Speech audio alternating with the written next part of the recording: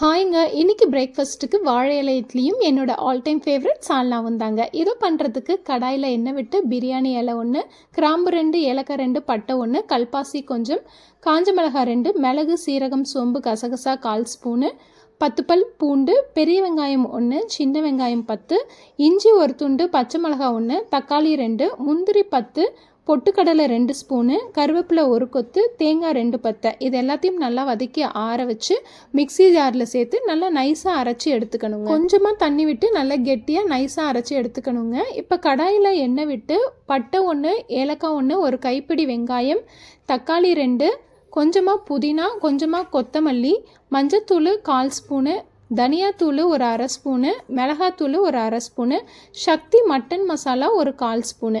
இந்த மசாலாஸ் எல்லாத்தையுமே சேர்த்து நல்லா வதக்கி அரைச்சி விழுத போட்டு உப்பு சேர்த்து கொதிக்க விட்டு கொத்தமல்லி தூவி இறக்குனா என்னோட ஃபேவரட் சால்னா ரெடிங்க.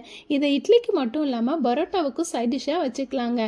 வாசனையும் டேஸ்ட்டும் சும்மா சூப்பராக இருந்ததுங்க. நீங்களும் ட்ரை பண்ணி பாருங்கள். இட்லிக்கு உங்களோட ஃபேவரட் சைட் டிஷ் என்னென்னு கமெண்ட்டில் சொல்லுங்கள்.